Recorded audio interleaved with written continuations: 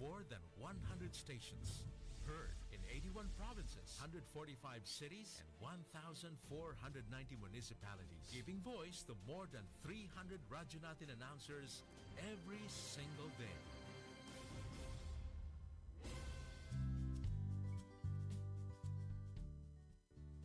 Karapatan mo, protektado ng batas. Alam mo ba na may batas na tumitiyak sa karapatan nating mga persons with disability sa Pilipinas? Ito ang Magna Carta for Persons with Disability o RA 7277. Tinitiyak nito ang bawat person with disability ay may access sa edukasyon, trabaho, transportasyon, kalusugan at rehabilitasyon. Ayon sa RA 7277, dapat may wheelchair ramps, accessible toilets at sign language interpreters sa mga pampublikong lugar. Sinasabi din sa batas na to na may proteksyon tayo mula sa diskriminasyon sa trabaho, paaralan at serbisyo.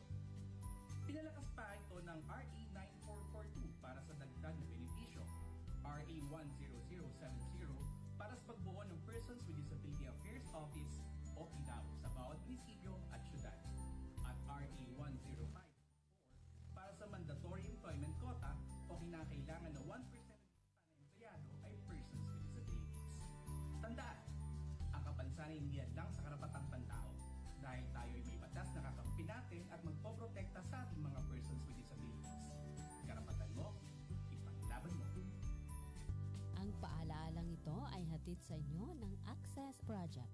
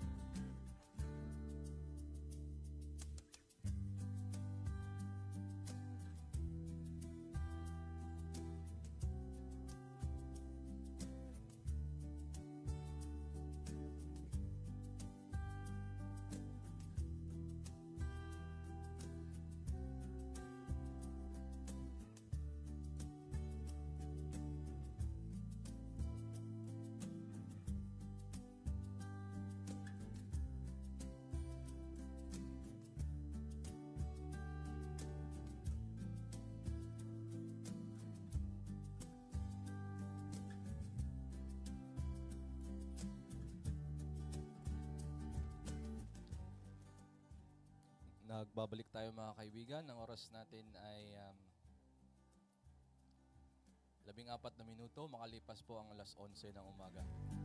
Ito po ang ating ikalawang segment ng ating advocacy broadcast ng Access Project na pinamagatang ligtas at makataong pagtugon sa panahon ng sakuna at pangangailangan. So ito na nga mga kaibigan, na pag-uusapan natin ay tungkol sa Comprehensive Emergency Program for Children, no? sa tulong ni Ma'am Lorette Carnable ng Save the Children. Mahalaga itong ating mga pag-uusapan ngayon, lalo nga na nabanggit natin kanina lang na medyo parang matindi ang stress level para sa mga kabataan sa panahon ng mga emergencies, no? So importante na maintindihan natin ito, lalo na sa mga individuals o personalities dyan sa mga komunidad na madalas na ang kanilang mga role o mga gampanin ay may kinalaman sa pakikipag-ugnayan sa mga kabataan. Ano, Miss Lorette? James. Yun, so paalala natin mga kaibigan, no, para sa ating mga tagapakinig sa 95.9 Radyo Natin FM Cotabato. Tayo ay napapanood din sa live stream, no, ng radyo natin Facebook Live. So, pwede po kayong magbigay ng inyong mga komentaryo doon sa comment section ng Facebook Live ng Radyo Natin FM, at pwede rin kayong yung mga tagapakinig natin ay pwede rin text ng kanilang mga opinion o mga katanungan sa ating hotline 0905-642-4323. Yun. So, ang topic natin, Comprehensive Emergency Program for Children. Ma'am Lorette, pwede po tayong makapagbigay ng tawag dito, maikling background. Ano tungkol saan or ano po ba itong sinatawag nating CEPC? CEPC or Comprehensive Emergency Program for Children. Ito ay nagawa dahil sa batas na RA 10821. Itong batas na to ay nag-uutos, no, sa mga local government units na gumawa ng comprehensive emergency program para sa mga kabataan. Ang batas na ito ay nagawa dahil doon sa learnings, no, galing sa Yolanda. Diba, kung matandaan mo, grabe ang epekto ng Yolanda, no? Grabe ka, massive talaga 'yon. So, may mga learnings doon na nagsasabing or ang tawag dito, nag-uudyok, no, na gumawa talaga ng comprehensive emergency program for children dahil dahil doon sa statistics na sa lahat ng taong naapektuhan apektado ng kalamidad, 60% doon ay mga kabataan. So more than half, no? Grabe kalaki. And ang mga kabataan ay may ibang pangangailangan, may unique na pangangailangan according doon sa kanilang kung ilang taon sila, no? So iba yung pangangailangan ng isang batang bagong panganak, ng isang batang grade 1, ng isang batang high school. At minsan hindi ito siya nabibigyan ng pansin kapag may kalamidad kasi nga ang naiisip natin ay relief lang, pag siguro na may kinakain, nag-evacuate ang mga tao, safe, no? Pero yung mga specific na mga ibang pangangailangan ng mga kabataan, minsan hindi siya natin nakikita. Kaya hinihikayat, no? At inuutusan talaga ang mga LGU na gumawa ng comprehensive emergency program for children para masiguro yung proteksyon ng mga kabataan as well as yung mga rights ng mga kabataan ay na-enjoy pa rin nila, no? Na-fulfill pa rin kahit nasa evacuation center sila or wala man sila doon sa kanilang mga komunidad kasi nag-evacuate sila kung saan man sila pumunta. May binanggit ka kanina na parang yun nga, itong batas na ito ay parang ginawa para sa mga kabataan talaga dahil may mga unique needs yung mga children. Tama. Ano? So, pwede ba tayong magbigay ng mga halimbawa ng mga pangailangan ng mga kabataan na unique siya sa mga general na public o katulad ng mga adults? Ang isa sa mga prominent na mga pangangailangan ng mga kabataan, no, yung paglalaro at pag-aaral, no? Minsan ay hindi natin 'yon na nabibigyan ng pansin, no? Kasi ang nasa isip ng mga matatanda talaga ay kapag saan naman ang mga bata ay naglalaro naman talaga sila, no? Pero ang pagsiguro doon na kailangan nakakapaglaro sila sa safe na lugar at nasisiguro yung seguridad nila, isa yon sa kailangang tingnan ng ating mga service provider ng LGU, no? Ang pag-aaral, no, ang napakalaking role or napakalaking bagay yon kasi 'di ba kung iisipin mo mula grade 5 years old ba yon or 3 years old ang bata ay nag-aaral na sila hanggang sa dumating sila ng 18 years old, no? So napakalaki ng parte ng kanilang buhay na nag-aaral sila at routine na nila yon, daily routine nila yon. Kapag nasisira siya dahil may kalamidad, no? So nag-evacuate ang mga kabataan at nasisira yung daily routine nila, nagki-create yun or gumagawa yon ng distress, no? Sa mga kabataan. Maliban lang doon ay na natin yung kung siguro na mention na nila Miss Yona yung sa Education and Emergency na tumataas yung distress ng mga kabataan, mas at risk sila sa abuso, no? Kapag hindi sila nag-aaral kasi ang iniisip nga natin, education is a life-saving, life-sustaining intervention dahil kapag wala sila sa school, mas prone silang maabuso, ma-exploit, mga iba't ibang mga violence na pwedeng mangyari sa kanila kapag wala sila sa school, no? Tapos yun, ang distress ng mga kabataan mas tumataas kapag hindi nila nagagawa yung usual na ginagawa nilang maglaro, mag-aral, yung mga ganun. So isa talaga sa mga konsiderasyon, no, kapag nagkakaroon o nag-establish ng mga temporary shelters or camps or evacuation center na meron talagang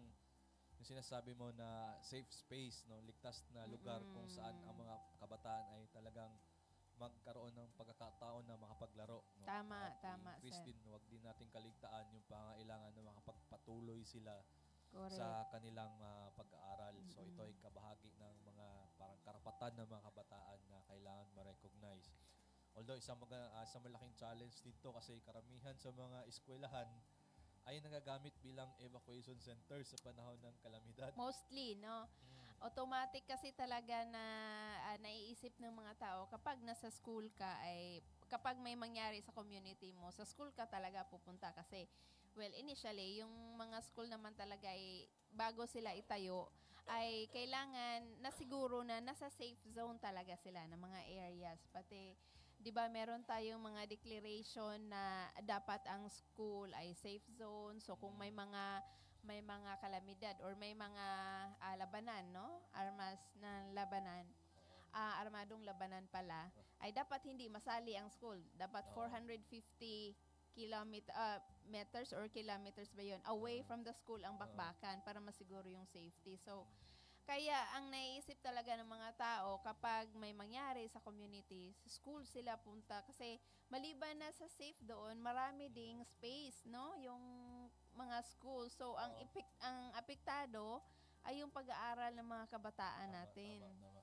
Pero itong batas na sinasabi natin na Ma'am Lorette na may kinalaman sa pag-implement ng itong Comprehensive Emergency Program for Children, sino-sino po ang itong mga target offices or agencies na may responsibilidad po para i-implement itong batas na ito at itong CEPC na sinasabi natin? Oo. Ang mga main actors dyan talaga pagdating sa hindi nga lang pag-implement kundi simula sa paggawa, no, ng Comprehensive Emergency Program para sa mga kabataan. Ang una, of course, ay kailangan pangunahan yan ng head or leader ng komunidad. So, sa province ay yung governor, sa munisipyo or sa syudad ay yung mga mayor. Kasi sila ay dapat yung nag-lead niyan, no? Ang pangalawa is yung mga in charge sa proteksyon ng ating mga kabataan. So, meron tayong mga local council for the protection of children sa ating komunidad. Yung mga LCPC. Yes, na binubuo din ng mga MSWD, ng police, ng iba't ibang ahensya, no, ng gobyerno na nagbibigay ng serbisyo sa mga kabataan. Ang pangatlo is yung LDRRM natin, no? Yung local na disaster risk reduction and management natin na office, no? Sa ating komunidad kasi pag usaping comprehensive emergency program, nandoon siya sa sitwasyon ng kalamidad. No? So kasama sila dapat sa planning hanggang sa paggawa, sa pag-implement ng Comprehensive Emergency Program na for Children or CEPC. Mm. And then, ang pang-apat ay ang ating SB. No, mga sangguniang bayan, sangguniang panlalawigan kasi sila yung gagawa ng mga resolusyon na magsisiguro yung sustainability, no? Or pagsiguro na mapatuloy yung comprehensive emergency program for children sa mga komunidad at ginagawa siya or binabudgetan siya, no? Every year, no? At dapat nasasali siya sa ating DRRM plan, yung mga annual investment plan, yung mga ganon. Tama yun kasi pag parang walang silbi na magkakaroon ka ng parang CEPC, no?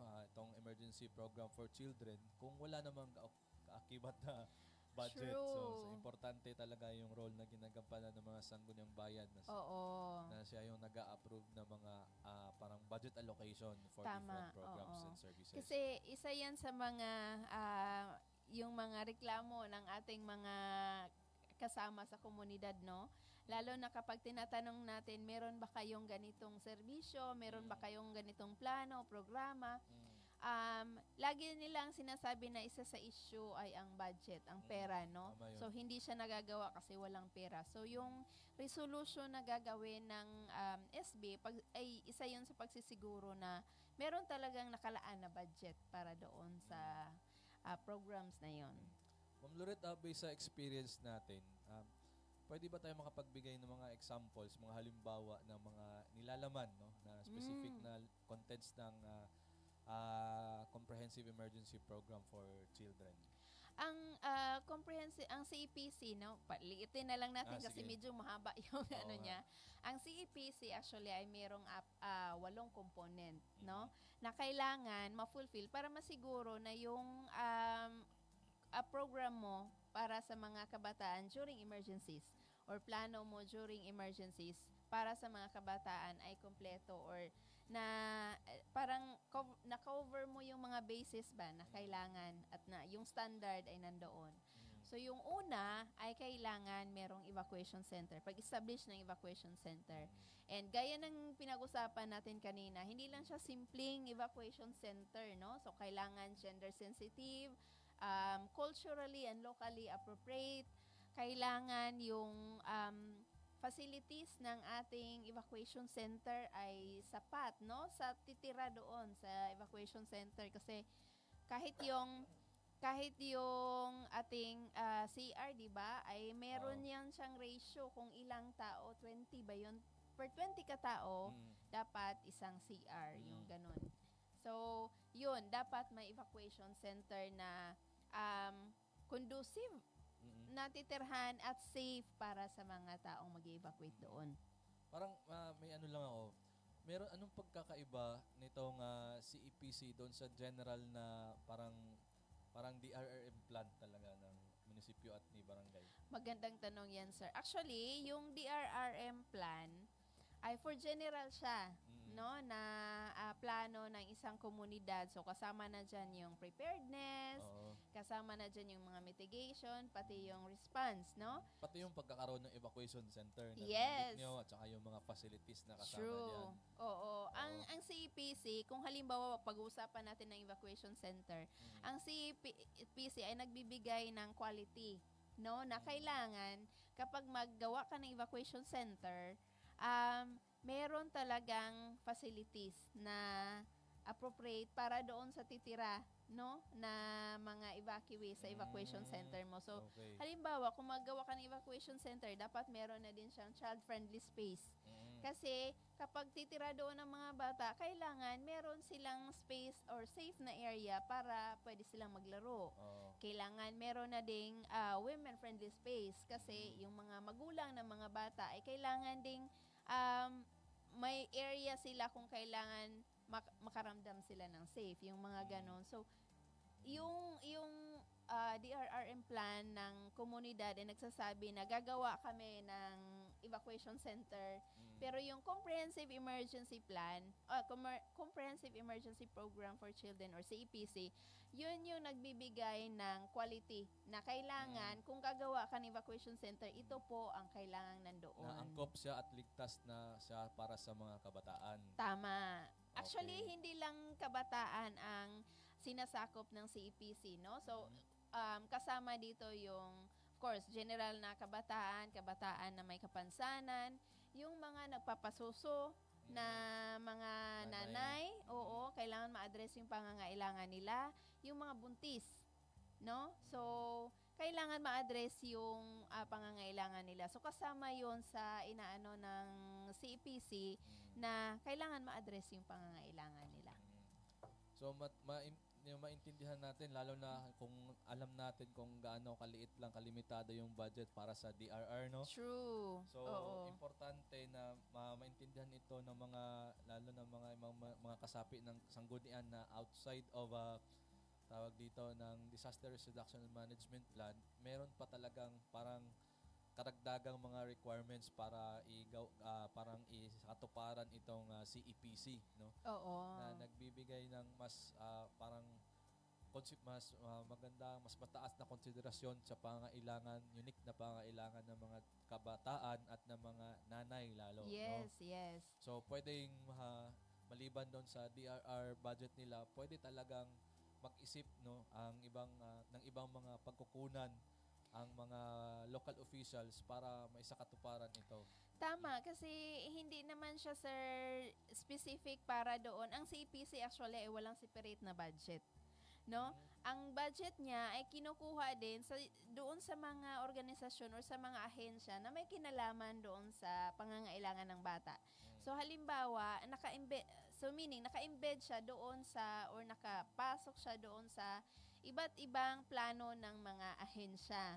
No, so halimbawa sa RHU, no, kung ano yung plano nyo kapag may emergency, ano yung plano nyo, dapat ito meron din kayong plano para sa mga lactating, sa mga buntis, sa mga bata.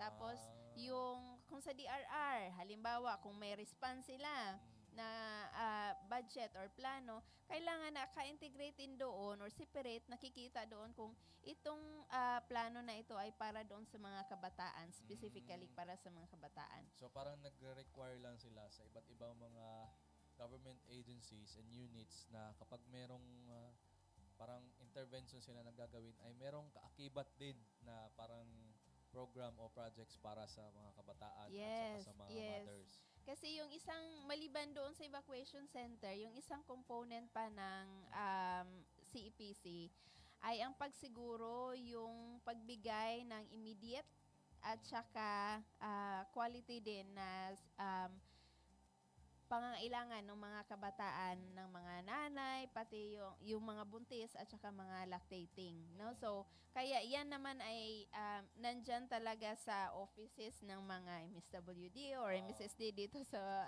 BARM. Tama yun. Yes, and nasa RHU kasi yung medical and health na pangangailangan nila. Pwede siguro nating pwede nating himayin kapag depende sa pangailangan, meron ding kaukulang parang government agency na may responsibilidad. Halimbawa, kung pag-uusapan natin ang health, Ms. Lorette, Tama. so anong agency yun kapag usaping kalusugan ng mga kabataan? So yung Department of Health or yung Ministry of Health dito sa sa BARM, no? Or yung mga health offices ng rural health units ng ating mga munisipyo at barangay. So Yun, sila sila dapat yun. yung tumitingin doon. Oo. Kasama din yun sa nutrition siguro, ano? Yes, nutrition Okay. and Kung medical. sa usapin namang education o pag-aaral ng mga kabataan, anong government agency? yes, yan kung sa dito sa BARM, yan ay MBHTE, no? Or kung sa national naman, yan yung DepEd natin. So, dapat ang ating local school board sa munisipyo na level, meron din silang plano kung ano yung magiging programa nila. Kasi isa sa component sa CEPC din ay yung kailangan mas maibalik agad na maibalik yung education, yung pag-aaral or or mabalik yung klase ng mga bata, no? So Tama. kapag nagpaplano yung DepEd or yung MBHTE, halimbawa merong flooding or merong timbaka, no? Yung tawag nila dito sa armed conflict. Kailangan nasisiguro ng ang BHTE na magre-resume agad as soon as possible, as soon as safe, magre-resume yung pag-aaral ng mga bata. Kung hindi kaya yung physical, no, na babalik sila dun sa classroom, hindi safe yung class nila or meron pang mga evacuees, dapat merong ibang strategy yung MBHTE or yung school para masiguro na patuloy na mag-aaral ang mga kabataan, no? So yun ay isa sa component din ng pwede CPC. magkaroon ng mga phases or modular na mga Yes, learnings. pwedeng Talagang ganun. hindi dapat maputol yung mga pag-aaral ng mga kabataan. Pero itong isang concern nito na parang hindi para sa akin hindi madalas na pag-uusapan, no? Pero ngayon pinag-usapan natin kanina. Anong agency ba dapat ang nag-focus kapag usaping psychosocial support para sa mga children? Actually, ang psychosocial support ay cross-cutting siya. No? Kailangan nating tandaan na ang wellness, no, well-being ng isang bata, hindi lang simpleng yung bata lang may may hawak. Apektado din siya sa well-being or mental wellness ng kanilang magulang or family, no? Kaya kapag ang ikakandak natin, ang magbibigay ng intervention ay doon sa school, pwedeng yung MBHTE ang mag-spearhead noon, no? So, sila yung magkakandak ng first aid, psychological first aid, no? Kung halimbawa naman sa community siya ikakandak, pwedeng ang RHU o yung municipal health office ang gagawa ng psychological first aid, no? Pwede ding actually, ang school din ay kaya nilang i-reach yung mga parents, no? Mas madaling i-gather actually yung mga parents kapag nasa school yung school ang magpatawag kumpara sa community kasi mas malaki yung influence ng ating school sa mga parents. So, pag pinapatawag sila sa school at doon kinakandak yung PFA, pwede yung ng MBHTE, pwede magtulungan ng MBHTE or yung RHU, no? Yung mga ganun. So, malaki din ang papel ng mga magulang, no? True. Kasi yung mga pinag-usapan natin kaya, yung mga duty bearers, yung mga barangay officials, itong mga members ng Local Council for the Protection of Children, itong Local Disaster Risk Reduction Committee, mga sangguniang bayan. Pero ngayon, intindihan natin na may mga papel. So, yun yung maging segue natin question ngayon na pwede natin pag-usapan, no? Ano yung papel na ginagampanan ng mga magulang at ng buong komunidad, no, na hindi naman officials or government workers para magkaroon din ng ma-establish, mapa-establish at mag-maintain ng child-friendly space. Pero bago mo yan sagutin, no, shout-out muna tayo dito. May Go, mga sir. sa ating mga nanonood ng ating live stream, no, mga kasamahan natin sa Unifil Women, pangunguna ni Ma'am Noraida Abo, ang Executive Director ng Unifil, na nakasama din natin sa isang discussion dito tungkol sa peace building, no? Maganda yung mga discussion natin kasama si Ma'am Noraida, no? Yung kanilang project na pagkakaroon ng RAP-WPS o Regional Protection Regional Peace Women, Peace and Security, no? Pagkakaroon ng pagde-develop ng Women, Peace and Development Agenda na siyang ini-endorse nila sa mga local government units na ginagamit din sa mga decision making ng mga LGUs para sa mga kababaihan. So, Maganda yan. Yun, tsaka paano rin na-integrate itong peace building nun sa mga humanitarian actions, no? Nanonood din si Ma'am Marifa Balabagan, yung kanilang masigasig na kasama natin sa mga RRM, no? Sa mga activities natin sa Access, mga kasamahan natin sa COM na nag-i-implement ngayon ng training kasama ang mga members ng LDRR, no, sa provincial at saka municipal actors diyan sa Isulan, mga kasamahan natin sa HI. Sakto pala ang usapin natin kasi may training sila sa LDRR. Oo nga eh. Yung mga kasamahan natin sa Humanity and Inclusion Office dyan, si Ma'am Julie Saludaga, si Mama Ashra, hindi na ako nagkamali sa pangalan mo, si Sir Joboy Saligan, good morning sa inyo dyan.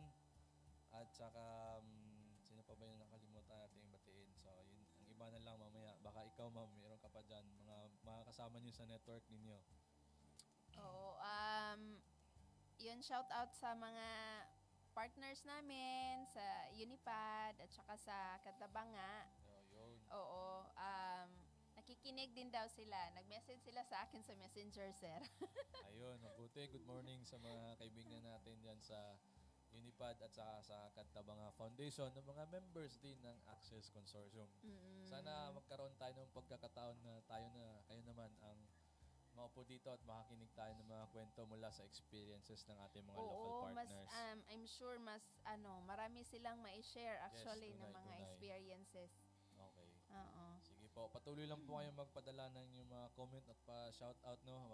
Subukan nating balikan yung ating mga comments mamaya kung meron pa tayong time. Meanwhile, patuloy tayo sa ating discussion, Ma'am Lorette, no? Doon sa question natin. Ano ba ang pinaka-role din, no? Papel na ginagampanan ng mga community members para makapag-establish ng child-friendly space? Okay. Yung ating lalo na pag sa emergency kasi pag sa kalamidad, ang isa sa nangyayari ay bumababa yung protection mechanism natin sa komunidad kasi nga lahat ng tao, lalo na pag massive, no, mas malawakan ang epekto ng kalamidad. Marami ang iniisip lang ay yung kung paano makasurvive, no? Kung ano yung papakain natin. Kaya minsan yung natural natin na protection mechanism sa komunidad na yun bang yung iba nga ay iniisip na parang pangmarites na siya. Pero yung hindi ko alam kung ano yung termino niyan, pero yung Nakikisali. Participate nakikialam ka sa mga discussions, sitwasyon sa ganyan. komunidad. Minsan nawawala na siya. So, kailangan nating ibalik 'yon kahit may kalamidad, no? Kahit nag-evacuate. So, kailangan ipaintindi natin sa ating mga magulang, no, at saka sa mga elders, no, na kailangan sumali din sila or kailangan pa rin nilang bantayan yung mga kabataan nila, no? Siguraduhin yung seguridad ng mga kabataan. And ang mga kabataan kasi kung saan-saan talaga yan sila napupunta, di ba? Kahit may gulo, no, minsan yung nakikita ko nga sa mga videos, yung ibang mga kabataan kung may putukan, imbes na tumatakbo pa pasok ng bahay, lumalabas sila para mag-osyoso, no? Kikiosyoso. So, kailangan nating laging ipaintindi sa ating mga kabataan kung alin yung mga areas na safe, no, sa ating mga komunidad. And yung pagsiguro din na yung mga serbisyo na kailangan ng komunidad, no, hindi lang ng mga kabataan, ay nare-receive talaga. So kung may mga komunidad tayo na hindi sila nakakatanggap ng serbisyo ng gobyerno, lalo na pag may kalamidad, kailangan magtulungan din silang ipaabot 'yon, no, sa mga ahensya na may kinalaman doon sa mga serbisyong kailangan nila. So kung kailangan nila ng serbisyong medikal, kailangan nila ng pagkain, ng safe na tirahan, kailangang kumonekta sila, no, sa mga local government units natin kasi usually yung mga local government units natin doon din nakiki-coordinating tayo nga, di ba? Doon tayo nakiki-coordinate sa mga local government units para manghingi ng data, mag-alam kung ano yung sitwasyon. So kung hindi alam ng LGU natin kung ano yung pangyayari sa komunidad, hindi din nila malalaman na may kailangan pala ng serbisyo dito, no, ng medikal, ng pagkain kapag may kalamidad. Tama, napakahalaga talaga ng parang coordination, ano, yung sinabi natin kanina na kahit yung reporting, no. Kasi madalas sa mga coordination na ginagawa natin sa mga LGUs, may mga LGU na declare na hindi naman hindi naman ganun katindi ang pangailangan at kaya ng tugunan ng LGU at ng mga families yung mga pangailangan. Pero minsan naiiba siya doon sa situation na nakikita natin kapag Correct. bumababa tayo sa mga communities. Yun pala, nakikita nating gap ay hindi, parang hindi nagkakaroon ng communication or information gap sa pagitan ng mga LGU at ng mga tao doon sa komunidad. Tama. May mga tao na nagsabi na hindi nila alam kung paano o minsan parang naging hesitant. Ano bang hesitant sa Tagalog? Nagbabakas, Nag-aalinlangan. nag-aalinlangan. Medyo nagdadalawang isip sila na magbigay ng feedback, baka anong isipin or minsan nabibigyan ng kulay. Kasi pampula lang yan. Correct. Ito kami, Oo. kaya kami parang tinatanggap na hindi kami na paprioritize ng LGU kasi Malayo. kami ibang kulay namin iba yung sinusuportahan namin nung nakaraan na Oo. hindi naman siya dapat kasi Tama. pinapaalala natin palagi na ang mga suporta po na binibigay natin ng mga humanitarian actors, even kahit pa po sa mga government officials na may kanya-kanyang kulay, may kanya-kanyang Correct. advokasya, ang pagtulong po ay base po sa pangailangan, hindi Tama. po sa political leaning. Tama. So, minsan na po yan, pero ang importante ay talagang nagko-communicate tayo. Kung may nakikita tayo, Oo. siguro na may kinalaman din yan sa kung paano natin kino-communicate, pinagsasabi. Yun nga sa sinabi, pinag-usapan namin ni Ma'am Noraida yun ng Unifil noong nakaraang episode, na importante na magsabi tayo kung ano yung kinakailangan natin. Pero sa paraang hindi tayo Maayos. nagtuturo ng kamay, Oo. kayo kasi ganyan kayo. Sa paraan na Oo. ipinaintindi natin na may kanya-kanya tayong mga pamamaraan at pangailangan na instead na mag-blame, magsisihin natin yung iba, ipaintindi Tama. natin yun. Oo. Yung ating pag-usap gawin natin na paraan para magpatuloy yung ating interaction Correct. sa pagitan ng taong bayan at ng mga officials natin sa ating gobyerno, no. So, yun yung isa sa mga nakikita nating gap. Minsan din hindi nakikita nila yung mga referral pathways, hindi na intindihan. Correct. Kaya Oo. parang sabi ng mga tao, okay na, kaya kami na lang. Parang kasi hindi na alam na napakarami yung mga opportunities, napakamaraming parang pathways ng mga pamamaraan para makakuha sila ng suporta. Ang importante lang ay hanapin yung entry point Oo. or yung communication lines para makuha yung mga na yun. So kung may mga community representatives talaga na magsikap na alamin yung mga communications lines na yan, Tama. ay talagang makakuha tayo ng kaukulan at nararapat na serbisyo para Oo. sa Tapos kung halimbawa nahihirapan tayong kumonekta sa LGU, no? Hindi lang naman sa munisipyo na level tayo pwede pumunta. Pwede din tayo pumunta sa probinsya, no? Sa regional. tama yun. Tapos ang halimbawa kahit kami sa Access, yung mga binibigay namin na mga hotline numbers, pwede din yung kontakin para Oo. kami din ay tutulong na mag-inform doon sa LGU at kung sino mang concerned doon na mga offices na ito ay may pangangailangan ang komunidad na ganito. Tama yun. Yun. Sabi natin, iba't ibang mga parang tawag diyan, mga opportunities, mga ibang mga support groups outside of the barangay.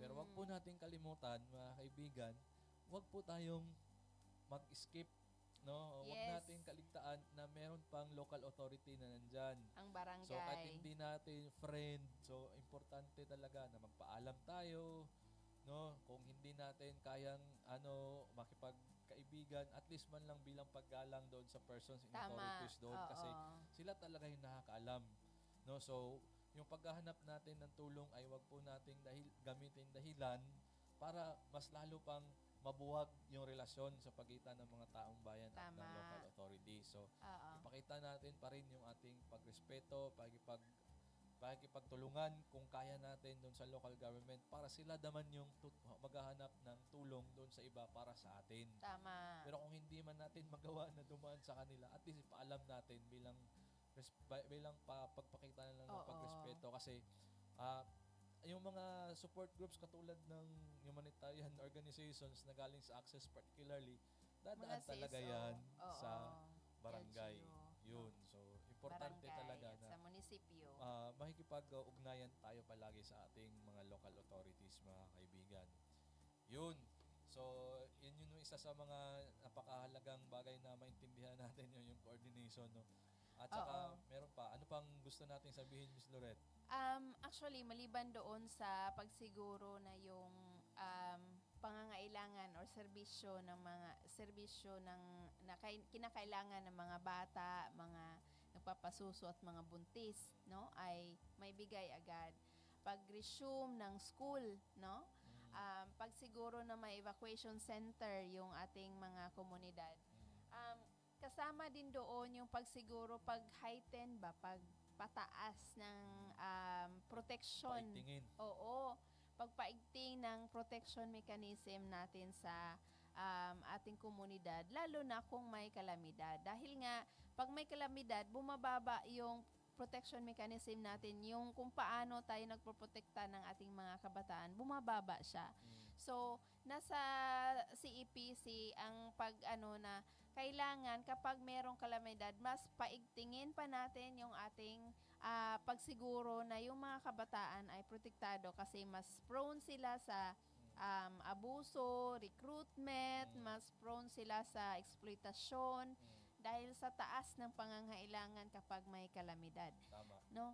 So, isa yon. Tapos, kailangan din merong transitional shelter.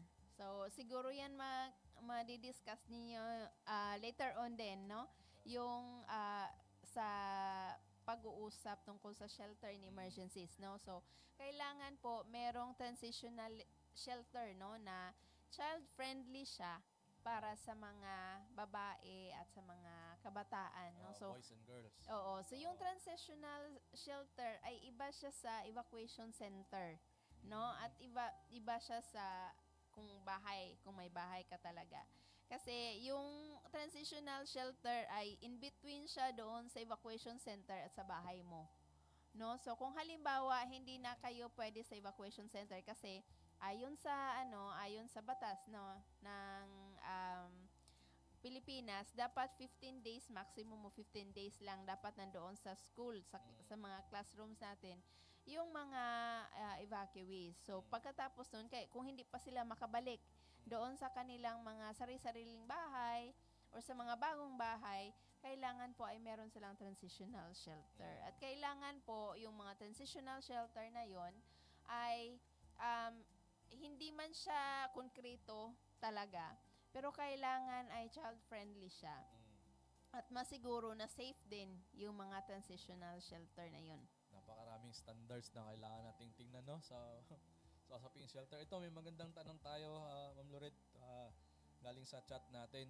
Kasi daw napapansin niya na karamihan sa mga pinag-uusapan natin ay mga officials, mga adults, no? Gaano daw po kahalaga yung partisipasyon naman ng mga kabataan sa lahat ng mga prosesong ito, lalo na sa pag-develop at implementation ng CEPC? Napakahalaga ito. Kasi 'di ba, isa sa basic na karapatan ng mga kabataan ang participation. No, so wala kang aasahan sa isang bata kapag hindi mo siya sinali simula pa sa preparation, sa planning, sa preparedness, hanggang sa pag-execute ng kung mag-evacuate kayo, kung saan kayo pupunta, kung ano yung gagawin nyo sa evacuation center. Wala kang aasahan sa bata kung hindi mo siya sinasali in the first place, no? So, kailangan nabibigyan natin ng opportunity ang mga kabataan na makapag-participate safely at meaningfully. Pag sinasabi natin meaningfully, hindi lang sila, halimbawa kapag may training or merong planning, no? Hindi lang sila nandoon na in attendance for the sake na meron child participation, no? So, kailangan may ginagawang strategy or approaches para masiguro na yung kanilang pananaw, yung kanilang iniisip ay nasasabi nila safely, na nire-respeto at hindi siya kinukutsa or pinagtatawanan, no? Kinukonsider siya sa mga planning, no? Yung mga ganon. Kasi, ang lagi nga namin sinasabi, kailangan ang mga bata kasama sa konsultasyon sa lahat ng aspeto ng pamumuhay natin na may directly or indirectly na kinalaman sa kanila. So, kung halimbawa gagawa ka ng programa, gagawa ka ng plano, gagawa ka ng palisiya, kailangan merong konsultasyon doon ang mga bata kasi nag-aapekto 'yun sa kanila. So sa usaping preparedness, no? Sa usaping programa para sa kapag may kalamidad para sa mga kabataan, napakalaking parang sila yung main role doon. So kaya kailangan simula pa lang sa pagpaplano, simula pa lang sa pag-develop ng plan ng pag-develop ng ad hoc kasi yung paggawa ng CPC, kailangan mong gumawa muna ng ad hoc committee na sila yung magngunguna sa pagplano. Kailangan nandoon din kasama yung mga kabataan. Pero I understand parang ang pagkaintindi ko sa mga kabataan medyo mahiyain yan, no? Parang hindi yan umiimik kapag kasama nila ng True. mga adults, no? So, based sa experience sa Loret, ano ba yung mga proseso na ginagawa natin based sa experience ng Save the Children lalo, no? Or sa working with other actors na nag-i-implement ng CEPC. Paano ba yung proseso ng pag-i-ensure natin na nakukuha natin yung inputs galing sa kabataan, no? Para hindi sila ma-overwhelm, ma-overpower ng mga adults na kasama nila. Ang isa sa diyan sa trick, hindi mo pwedeng ihalo yung mga bata sa mga adult. So kapag may gagawa ka ng planning, kailangan mo talaga mag-set ng separate schedule para sa mga kabataan, no?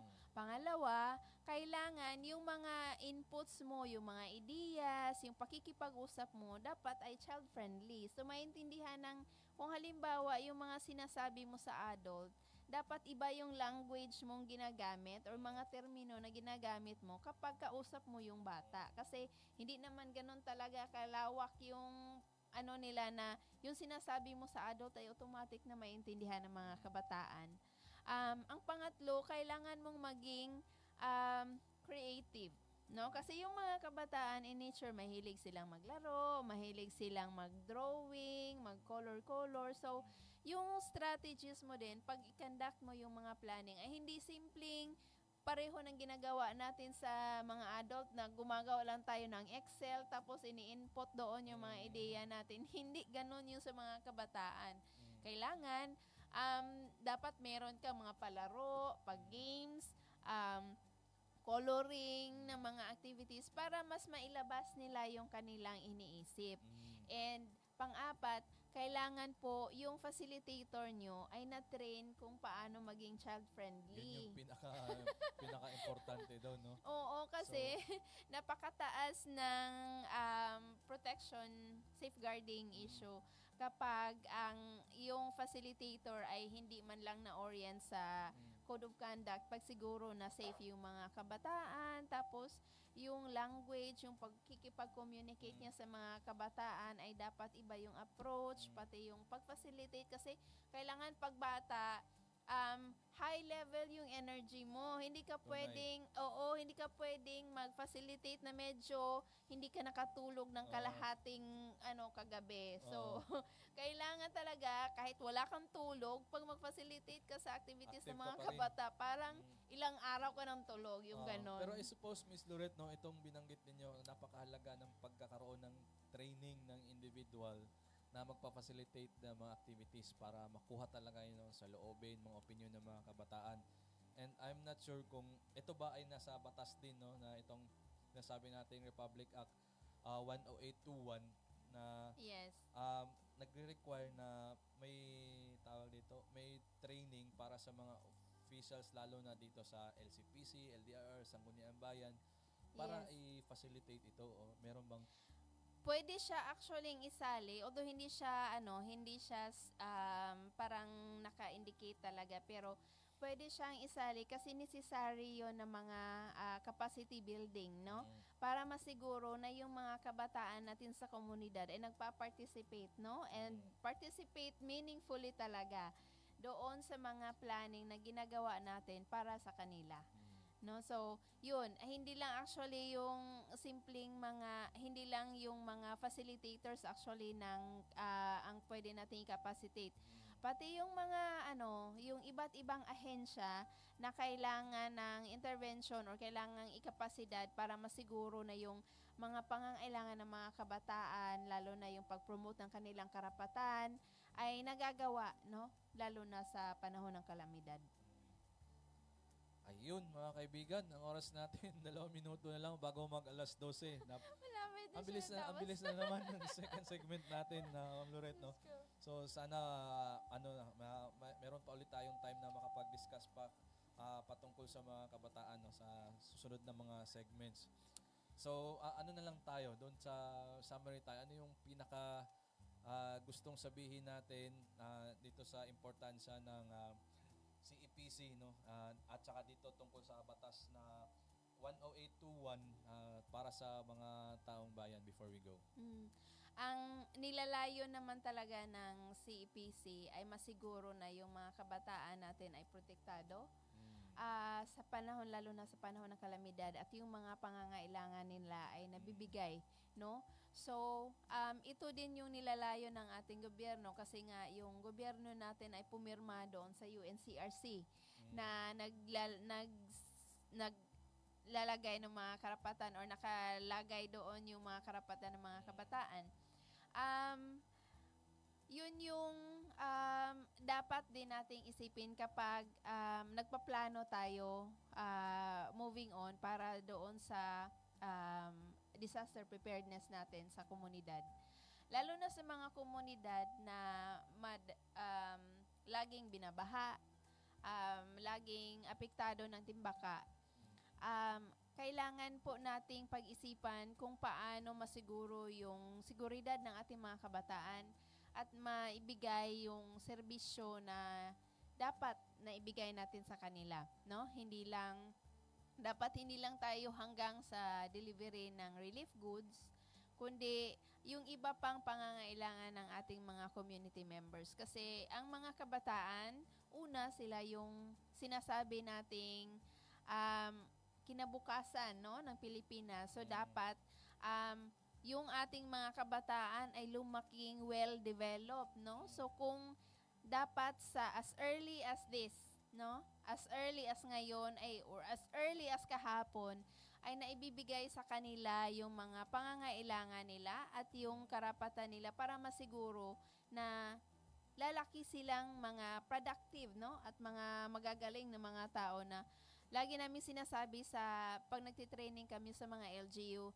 dapat ang i-aim natin in the future na dapat meron tayong kabataan from our community na makikilala sa buong mundo at ipagmamalaki natin. At sasabihin ng batang ito na ako ay galing sa ganitong komunidad at napakaganda ng serbisyo ng aking komunidad, kaya ako naging ganito.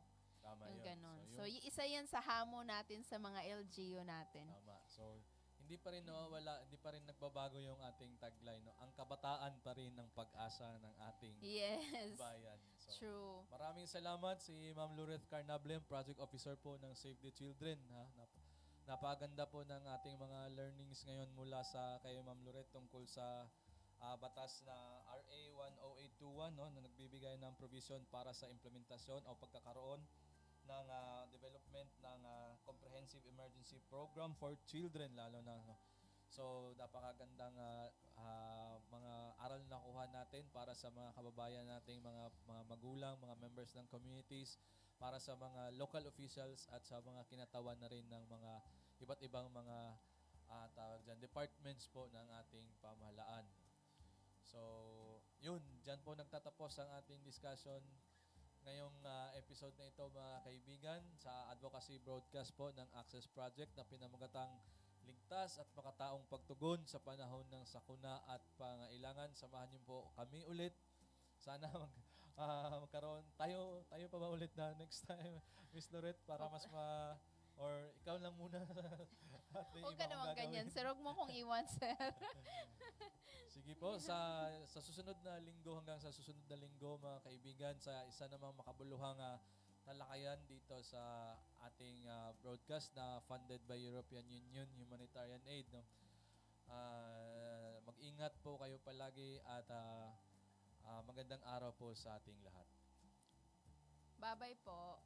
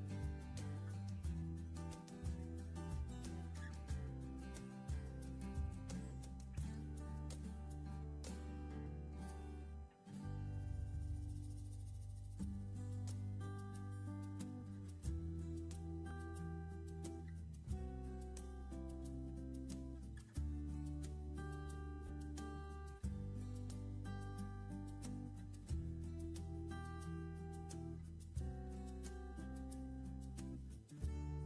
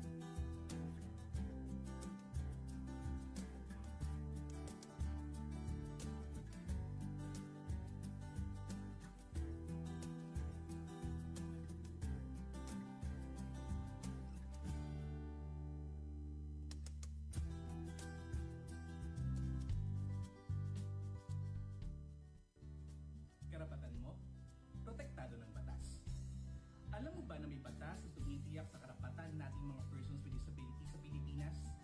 Ito ang Magna Carta for Persons with Disability o RA 7277. Tinitiyak nito ang bawat person with disability ay may access sa edukasyon, trabaho, transportasyon, kalusugan at rehabilitasyon. Ayon sa RA 7277, dapat may wheelchair ramps, accessible toilets at sign language interpreters sa mga pampublikong lugar. Sinasabi din sa batas na to na may proteksyon tayo mula sa diskriminasyon sa trabaho, paaralan at serbisyo. Pinalakas pa ito ng RA 9442 para sa dagdag na benepisyo, RA 10070 para sa pagbuo ng Persons with Disability Affairs Office o PDAO sa bawat munisipyo at syudad, at RA